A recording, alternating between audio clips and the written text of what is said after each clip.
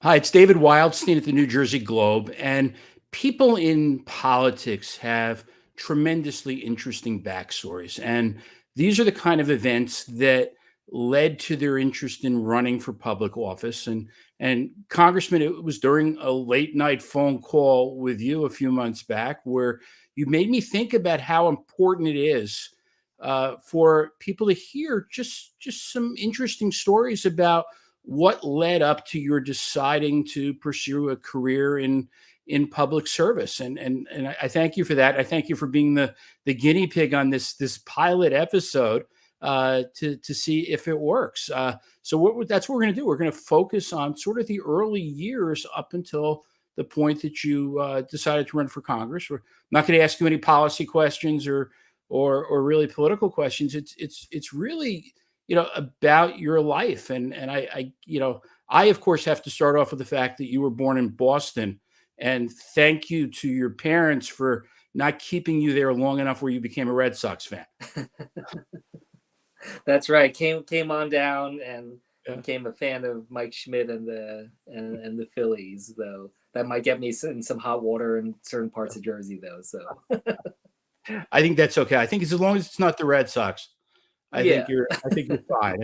I think that's all fine. Uh, you know, One of the things I remember, in conversations with you is you were a musician. You were a serious aspiring cellist. Did you see yourself playing in a symphony orchestra and not yeah, and not on the floor of the Congress of the United States? yeah. I thought when I was young, I loved the cello. In many ways, my parents always kind of joked that like music was my first language. I felt like I knew my scales before I really knew my ABCs. So I started very young in music.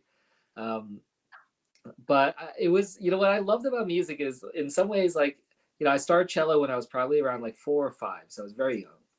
And I worked hard at it. I mean, cello and music is what taught me, discipline, taught me determination. But it also was like, when I was a kid, it was like the first thing that I did where I was like better than a lot of grown-ups at it. And I felt like a lot of pride. I was like a 9-year-old that could play cello better than, most grown-ups in the world.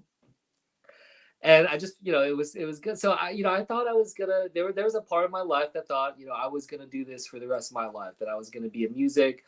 I would go into Philadelphia. I would go into Philly on Saturdays, spend all day there. I was, a kid that was, playing for a little extra lunch money in Rittenhouse Square. And just, just loving that. Um, so it was great, but look, it was also very competitive. It was very challenging, and it was a lot to process in that way. And to play professionally, to play competitively, was very difficult. And ultimately, I wanted to be able to have different life experiences and study different things, and I just couldn't make the kind of time commitment. But music still to this day is a huge part of me, and I'm glad we could talk about it because I don't feel like people really can get a full picture of who I am without understanding that part of my life. And I didn't realize it. So you would take the cello into Philadelphia and set up on the street and hope people put loose change into your. Yeah, well, I would be there all day, to be able to, I did this youth program that was affiliated with Temple University. It was right there at like 15th and Walnut. Yeah. So during lunch breaks, I would take my cello out to Rittenhouse and just kind of be the like a cute little kid playing for a little playing in Rittenhouse Square. I'd make enough money and I'd go to this sandwich shop that I love and get a turkey sandwich. So it was my way of just kind of making a little extra on the side. So that's where you learn fundraising. That's like Yeah, where I you guess learn. so. Yeah, I guess so. Yeah, I guess so. That's probably my first experience raising a little money on the side for fundraising. That's right. Yeah. So I guess by a point, in your teenage years, you realize this wasn't going to be your vocation, unless you're going to tell me you applied to Juilliard, you didn't get in, and I'm touching a sore spot that I shouldn't do. Uh, No, no. but, I decided earlier on that yeah, it was not meant for me, in terms of that profession. But I still, to this day, if you come by my congressional office, got lots of instruments in there. It's still something I love to play. yeah. So what got you interested in politics? I know you were in college, if I have my around 9/11, Yeah. you know, Yeah, and I mean that was really a big part of it because and I wouldn't necessarily call it politics, but just like governance and public service. The so I went to this very bizarre school. I don't talk about too much. I don't know how much you dug into my background, but I went to this school called Deep Springs College. It's it's a 2-year program for those that don't know of it. They only accept 13 students a year, so it's only 26 students total for 2 years. And you live and work on a cattle ranch in the middle of the California desert. The view outside my window for 2 years was the Sierra Nevada mountain range. I mean, it doesn't get any better than that. You know, you ride horses, you work on the cattle ranch, do cowboy work while you study the great books, and you dive into deep liberal arts education.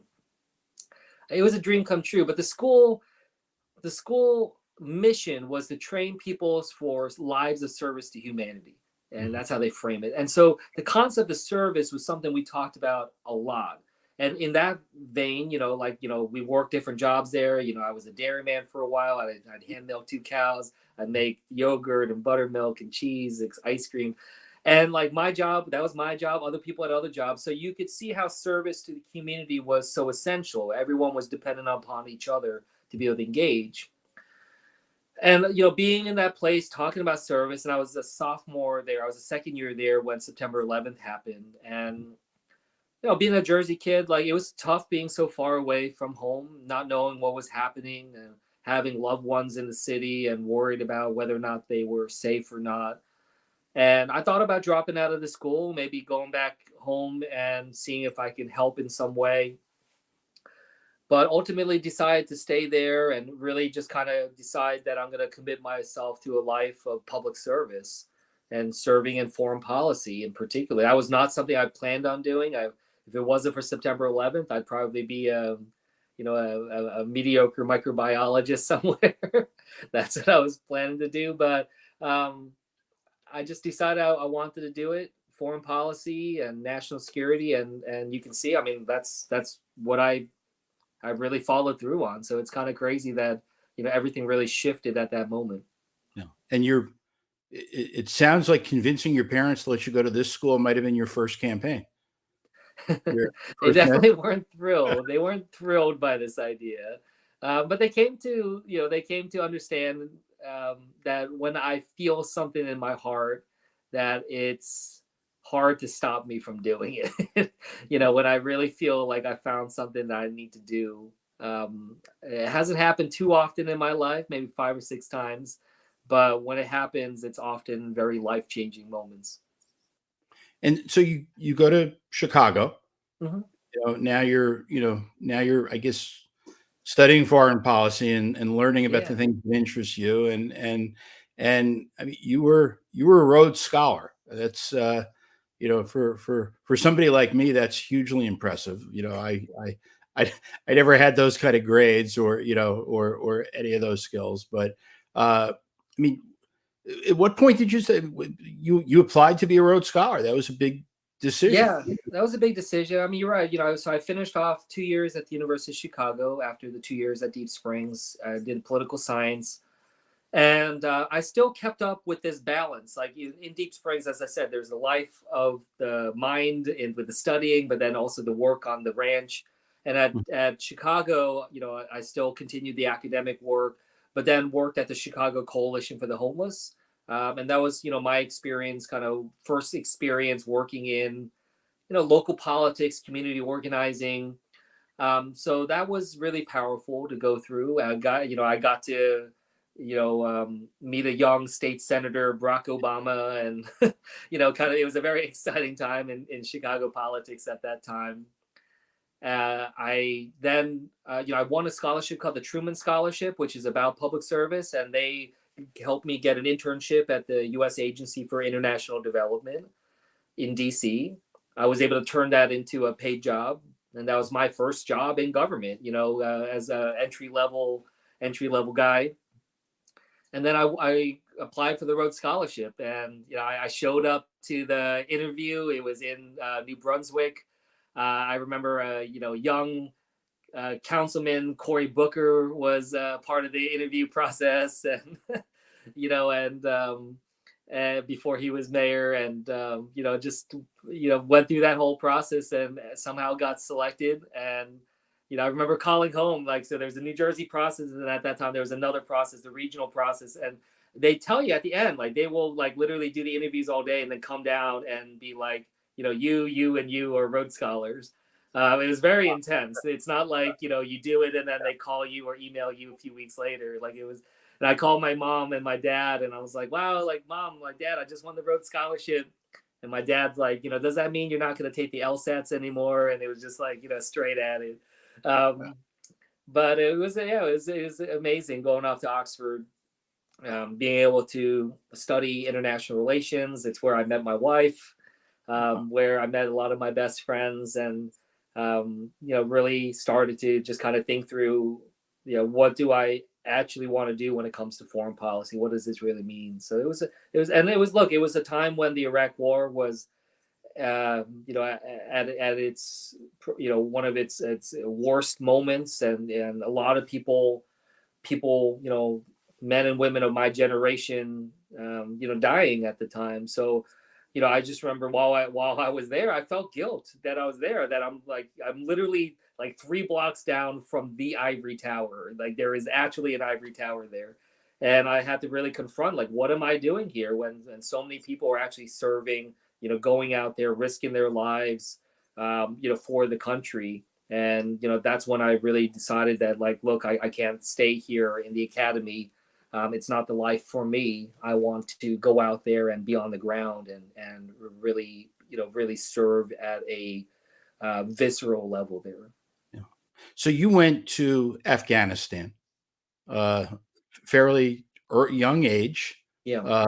as a civilian advisor to General Petraeus. I mean, what did your wife say when you said, "I want to leave for I don't know how long it was. I assume it was a lengthy stay, and I want to go to what might be one of the most dangerous places on the planet." Yeah. How Yeah, it was, I had been working at State Department already, mostly on Iraq at that point, but then had this opportunity to go out to Afghanistan. And I remember I talked to her. I mean, I'll be honest, it was probably the stupidest thing I've done. I brought it up basically on a date night, for like right around Valentine's Day. We're having a great night, great dinner, and I was like, by the way, there's this opportunity that came up, and of course, it was, it was tough. I mean, she knew that I wanted to, I've been working on Iraq. She knew that I felt a real drive to go out and serve on the ground, in a combat area. Um, but it was tough. It was a tough decision, and How long were you gone for? it was about half a year that I was No. there. And it was tough. I mean, I remember, when when I was out there, my wife's mother was getting very sick, and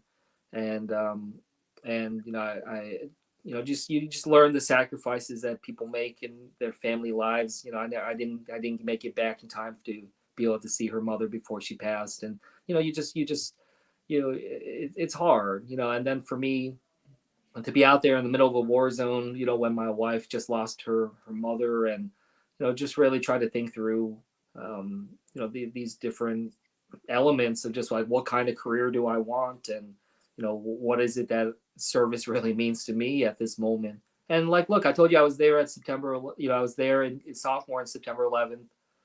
It was powerful for me to like be, I was out there in Afghanistan on the 10th anniversary of September 11th. Now, like, never in my wildest imagine on actually September 11th that I would, on the 10th anniversary, be out there, serving my country in Kabul, Afghanistan. So it was sort of a moment for me to really kind of reflect upon my own trajectory, and what service meant to me there. Yeah. And I know I'm going out of order. I should have, asked you this. We were talking about the State Department, but I remember a couple of years ago you wrote about assignment restrictions, Yeah. that you had at the State Department. What was that? What was that about? How, I know that affected Yeah, you deeply. yeah, I'm glad you raised this because it's not something I talked about much at the time, but I've talked about it since. So I had this was actually after I came back from Afghanistan. I was working at the main State Department building in Washington D.C. And I show up to work one day, and there's a white envelope on my keyboard, and I open the envelope. I have no idea what it's about. I read through this letter, and the letter tells me that I've now been banned from working on issues related to the Korean Peninsula, and it says because they given my background and the fact that I have family in Korea, that they just didn't think that they could trust me. Basically, is what it said. I mean, it was very humiliating. Mhm. To have, I mean, especially because the idea that I was out in Afghanistan serving my country in harm's way, and while I was out there, this investigation without me knowing was happening, where they were reviewing my security clearance, and ultimately deciding that when it comes to my ancestral homeland, that they couldn't trust me. And like, look, I was born in America. I don't even speak Korean very well. Like, I love Korean food, but like, like, what is the issue here?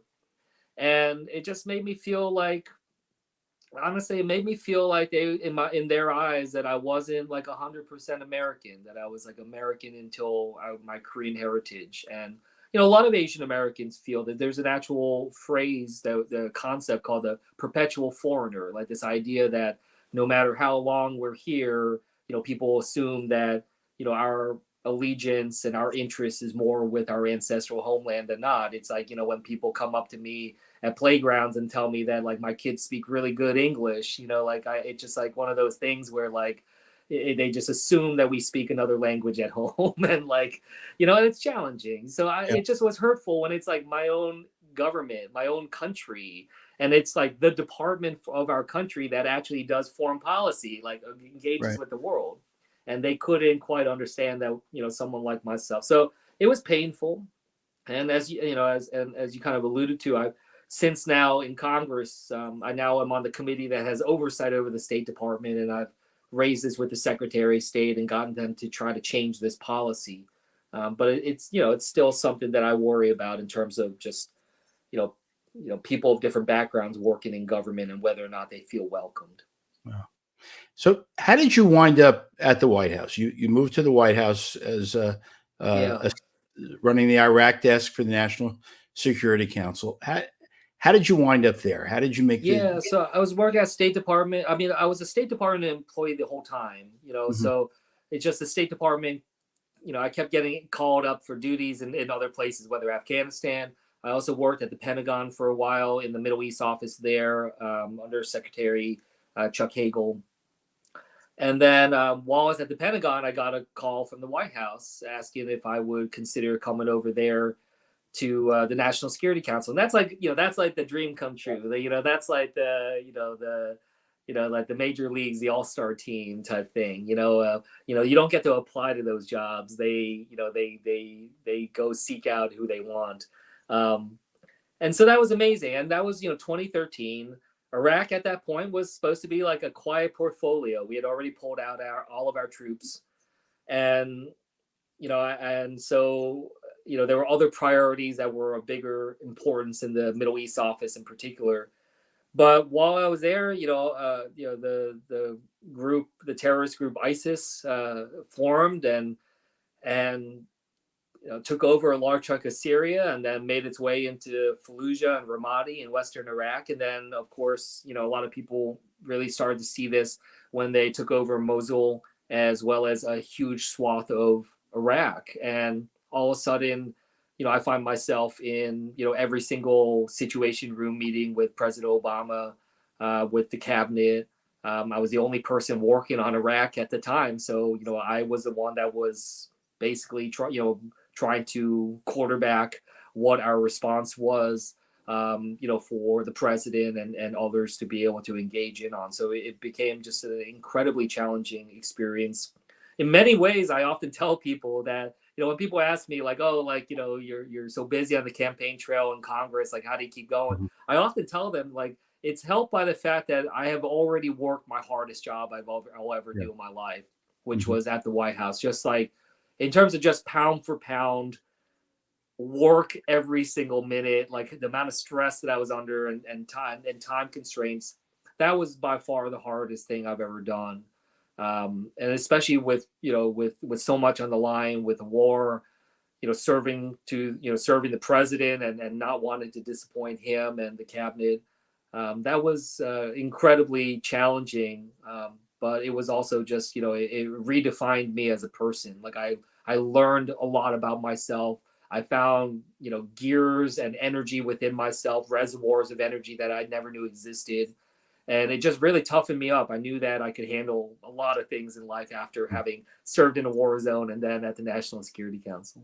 Yeah, and I know there's a story you've told before about chasing Dennis McDonough, the White House chief of staff. It's all like a game of telephone. So by the time I hear it, I sort of envision you like literally running after him, down a hallway in the West Wing. But you had something that caught your attention that you didn't feel was getting enough discussion in the White House. Yeah, yeah. I mean, the people might remember this. There was a particular crisis in August 2014 when a group of people, religious minorities called the Yazidis, were being hunted down by ISIS, and they were literally, driven out from their homes in a town called Sinjar, and were driven up this mountain called Sinjar Mountain.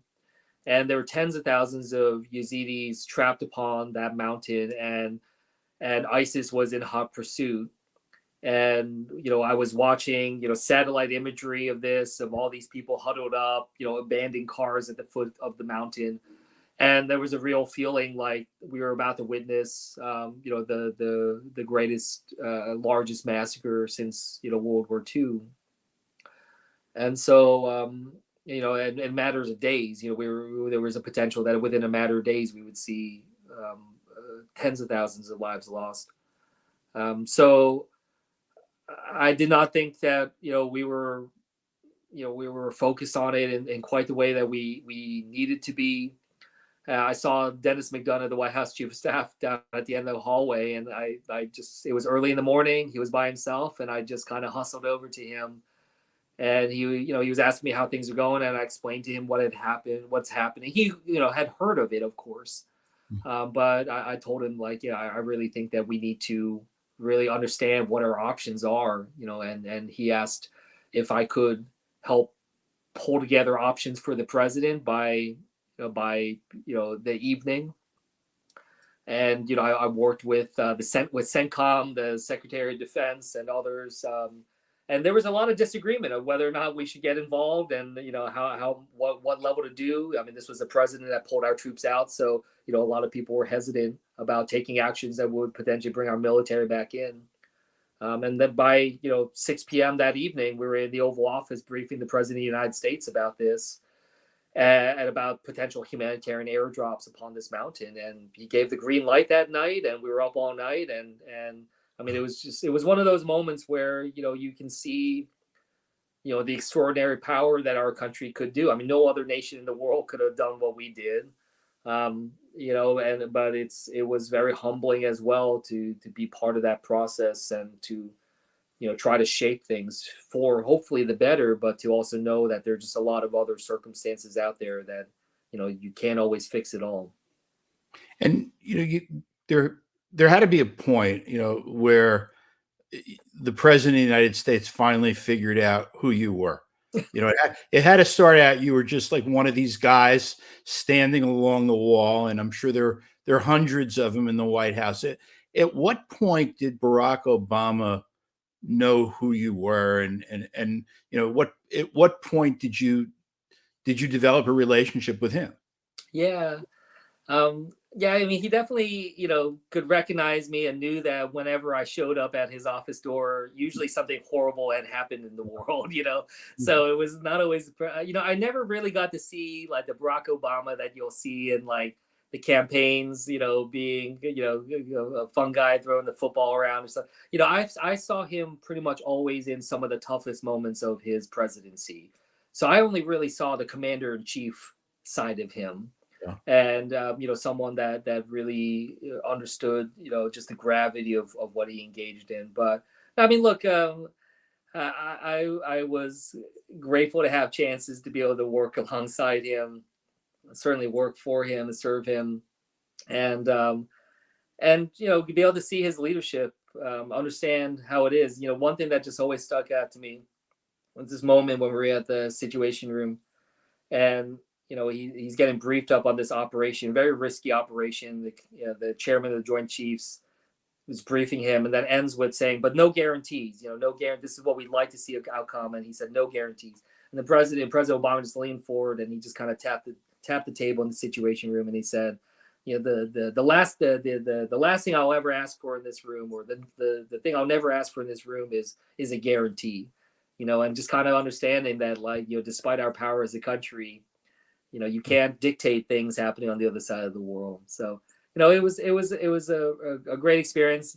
I've gotten to engage with him more since then in more relaxing ways. I actually, when I was leaving the White House, I was talking to him, and I kind of I told him something I don't think he had ever heard, which is that, like, when I was at the University of Chicago, I lived down the street from him, and my neighbor, was someone who used to, like, do gardening and mow his lawn, and I would help out time to time, and so. But yeah, I feel really blessed to have gotten a chance to be able to work with him and see him in action. Yeah. So you left the White House, I guess, around the time he did, a little before that, yeah. A little In before 2015, that. I left. Yeah, when And I became a dad. Yeah. right. So at what point, this is I guess, as far as I want to take this in a prequel interview before your career, but when did you decide you wanted to run for Congress? Who did you decide? Did somebody approach you and say, there might be an opportunity, you'd make a good elected official? How did that work? So as I said, I left the White House to be a dad. That was the end of 2015. And I was just focused on that. I was a stay-at-home dad, just focused on doing that, really enjoying that work. And, I had some thought that maybe I'd get back into foreign policy, maybe after the 2016 election. Obviously, that went a different direction. But no, I mean, look, I started to get really worried about, where things were going after the 2016 election. And in particular, started paying attention to what was happening in my home district in New Jersey, as we had been looking to move back. It was not something anyone told me. In fact, I knew, like, nobody in politics at that point. I remember at some point someone, like, I mentioned to someone, like, I thought the most important thing we could do was flip the House in 2018, and I said, maybe I'll try. Like, I'm from a district as a Republican congressman, and someone said, "Oh, you need to get in touch with the DCCC, the Democratic Congressional Campaign Committee." And I was just like, "Do they have, like, a hotline number? Like, how does one get in touch with them?" So it was. Did you just cold call them? Did you cold call the D No, Trip? I didn't even know how to get it. I didn't even know how to cold call them. Yeah. Like, it was something that took me a while to kind of get engaged in. But it was just something that I just kind of did on a whim. Once my congressman at that time started taking some actions on healthcare that was getting a lot of national attention and was raising a lot of concerns, I just kind of sent out a tweet, a singular tweet that just said, I'm considering challenging him. I had like a dozen followers at the time. So it's kind of, that was kind of how it began. I had no idea what the response was going to be.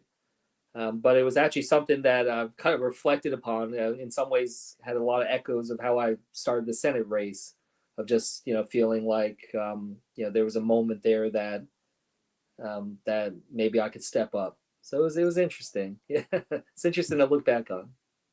And it was, I mean, you put together a great team. I mean, how did you find? I mean, this should be the question that I think you're on the record for, because the one of the people involved with you, I think has unlimited potential, and that was your campaign manager that year, Zach Carroll. How did you find Zach? How did you connect? How did you begin to put together a staff and put together a campaign? Yeah, so I jumped into running for Congress in 2017 without any staff, without any understanding. I just had someone put together like a splash page website or something. Um, so I jumped in like it would have been like spring, early summer 2017. Later in the year, at like November, after the off year cycles was done, um, someone introduced me to Zach, and we met up at Union Station in DC, at the restaurant there in the station, and he was asking me just like a lot of pointed questions about my path to victory, and I clearly had not done my homework in terms of like how to calculate all these different things. I didn't think he had any real belief that I could win at that time. Yeah. But we had some, mutual people that we knew, and I think they kept kind of bugging him, saying to him, like, you should really seriously consider this race in New Jersey, which at that time was seen as probably the least likely to flip of all the House races that were in play that year. But he liked the long shot effort, and we built out an amazing team, and Yeah. rest is history. So no regrets, right? No, you're happy with where you are now, where you're potentially headed, and Yeah, I mean, what I would say is I learned a lot from that experience, and yeah, without getting too sentimental, I mean, I had no idea fully how all encompassing a run for House was, and I had a newborn baby and a 21-month old, 22-month old, and I don't mean to like end this interview on like a more somber note there, but like look, like I did not do a good enough job involving my wife in these decisions. I kind of made it seem like it's something we could do, and it was tough. It was a very very strained on our marriage through some of the most difficult times. I was not there for her in the way that she needed me to be as a father, and I missed a lot of really beautiful moments in my kids' early days, weeks, months. And I think that that's part and part why you see me go out of my way to try to make sure I think about how to be a dad while doing this work, and I talk about them a lot, I take them around a lot, is because I just I learned the hard way, that effort. And so when I decided to be continue running for House or take on this new challenge of running for Senate, like I had to make sure that I did this right this time around. That my wife and I do this as full partners, um, and if we're going to make these decisions about public service, which everyone will say, they talk about it as sacrifice. The way I try to talk about it is as sustainability. Like uh, for me to continue a career this long in public service, you can't just think about it as sacrifice. Otherwise, you're going to burn out. You got to find a way to be able to find a way to sustain a life in public service. And hopefully that's something that we'll be able to figure out if I have the great honor to be able to keep going. well, Congressman, I appreciate you talking to me, and I like I said up front, I think it's important for people to hear these backstories Yeah. and learn more about what got you to the point where where you are now. So I appreciate it. It is always a pleasure to talk to you, and Always. thanks Yeah. thanks again. Have a good night. Yeah. Thanks so much.